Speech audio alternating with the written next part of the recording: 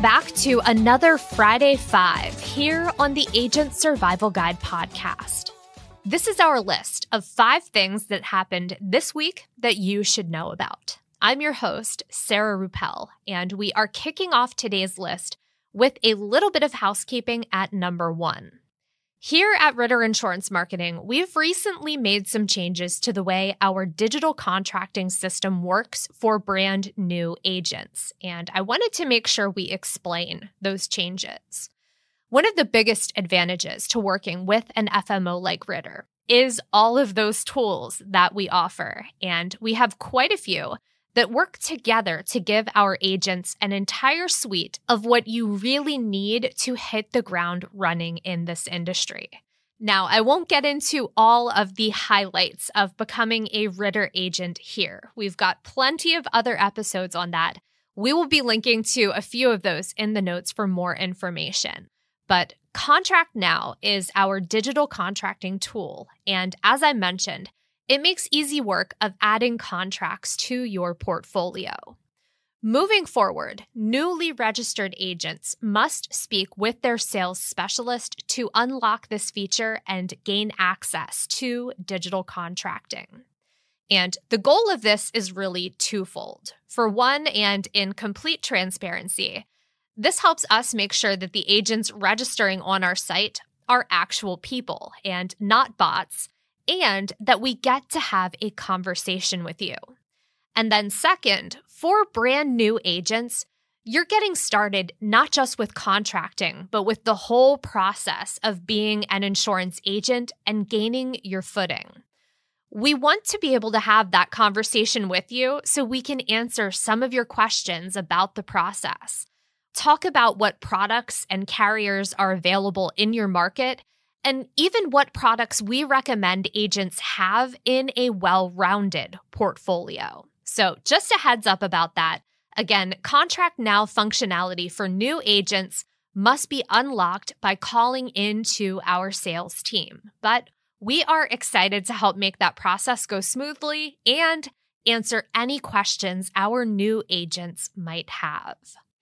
Another bit of housekeeping that I also want to mention, you might have heard about the Change Healthcare outage and some of the issues it's been causing for our industry. One of those that we're hearing from our agents that you're running into problems verifying Medicaid eligibility online for DSNP clients. Our sales and marketing team worked together to put out a blog post yesterday all about this issue, and we will be linking to that in the notes. You'll find information about the outage as well as alternative means of verifying that Medicaid information. We have been told that the outage should only last another week or 2, so hang in there, and we will be sure to let you know when those systems are back to normal operating procedure. If you need help with those DSNP enrollments, please reach out, get in touch with our team here. We will be posting the link to find and contact your sales specialist in the notes, along with the link to that blog post. Number 2, Chartis announced the results of their analysis into the Medicare Advantage market this week. They reported on continued growth in the market with some new enrollment statistics. So a couple of numbers I'd like to highlight here. In 2024, the Medicare Advantage space increased by 1.7 million beneficiaries. That is 5.4% new growth. Of the new Medicare Advantage members joining the rolls in 2024, 1.2 million joined a special needs plan. So close to 7 out of every 10 new Medicare Advantage members chose a special needs plan. And then drilling down a little bit further, growth in that market came mostly from chronic condition special needs plans, or CSNPs. The top 5 CSNP plans make up 77% of the special needs market, according to that report.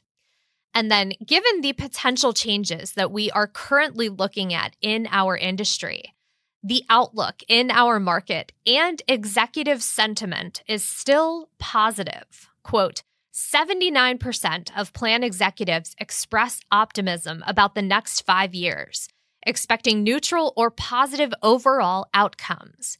84% anticipate membership growth equal or greater than the current year, indicating confidence in the stability and growth potential of the market, end quote.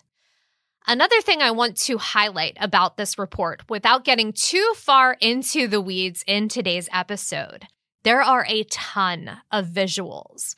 Obviously, we can't show you those here on the podcast, but if you are someone who needs visuals like tables, charts, or graphs to really help put information into perspective, there is a ton of that in this report, and it's very well designed. I particularly enjoyed the honeycomb map of the United States, showing Medicare Advantage penetration and growth rates broken out by state. It is super helpful to see where the states you serve come in on that index. So we'll be linking to the study and an article about it in our notes. Check those out for more information and to get a read on what enrollment looks like in your market. Number 3, not to be outdone by Google Maps' recent updates, Waze announced quite a few new features this week. Whether roundabouts frustrate you, confuse you, or both, Waze is adding some clarification on what to do when you enter one of these circles of fun. In the newest update, Waze will provide you with clear instructions on how and when to enter, what lane to choose, as well as how and where to exit roundabouts, so you're not just driving around in circles. First responder updates have also been added to the list in order to make the road safer for them and users. You'll be able to see when there's an emergency vehicle ahead, further signaling the potential for shutdowns and also giving Wazers the option to get off on a previous exit if one is available. Super helpful information there. Speed limit decrease alerts are coming to the app, so if there's a section of road that has a drastic change in speed limit, you'll be notified ahead of time, allowing for proper slowing. Definitely helpful if you're not familiar with a certain route and it happens to be a speed trap. An update that will be helpful for those with a regular commute either to the office or elsewhere, live traffic updates and delay information for preferred routes versus alternatives. This can be helpful if your chosen commute has a few different alternatives when traffic gets a little squirrely. Not only to decide on your chosen alternative, but to know when those other routes are also being inundated with traffic. Waze has certainly become my go-to GPS navigation app since our trip out to Indiana last summer. I love switching up the different themes they offer, so I also want to point out that with the release of Kung Fu Panda 4, there's a brand new theme that turns your car icon into a panda-themed SUV, complete with panda ears.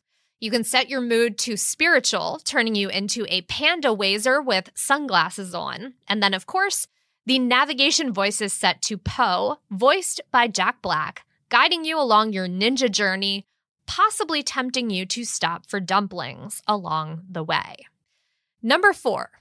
It has been a long time since I've logged into my account on X, formerly Twitter, to see what has been trending for the day. But recently, I had to do that because of a new feature on X that is quite honestly the stuff of internet nightmares.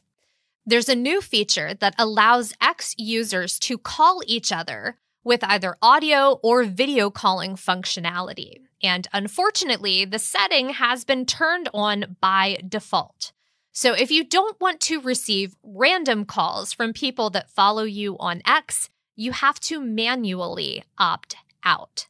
Now, it's important for me to note upfront, this is an app-only feature right now. The functionality is not set up for the web version. So if you're like many others and have deleted the app from your phone, you shouldn't need to do anything. But if you still have the app on your phone, you'll need to navigate to your DM tab and click on the gear icon in the upper right-hand corner to make changes.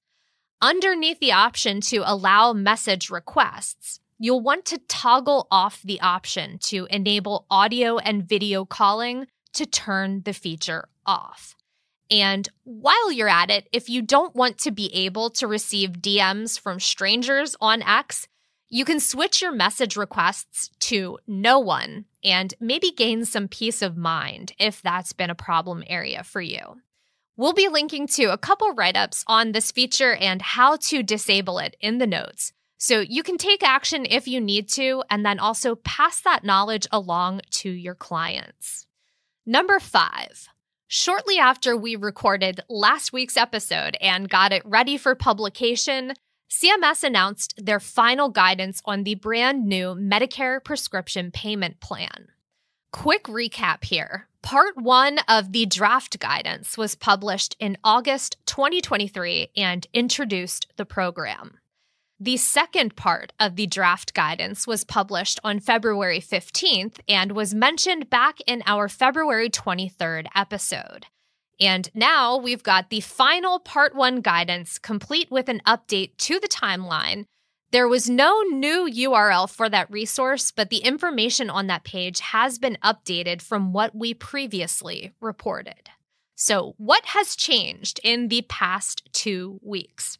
First and foremost, called out by CMS, the program has identified a dollar amount threshold for those Medicare Part D beneficiaries likely to benefit from the program.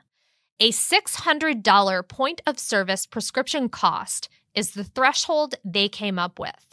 According to CMS, quote, "This approach identifies Part D enrollees with a very high likelihood of benefiting from the Medicare prescription payment plan program, while reducing the risk of identifying Part D enrollees for whom the program may not be as helpful," end quote.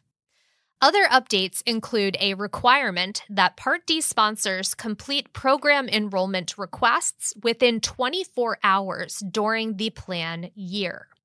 Prior to the plan year beginning, Part D sponsors will have 10 calendar days to process a request to enroll in the Medicare prescription payment plan.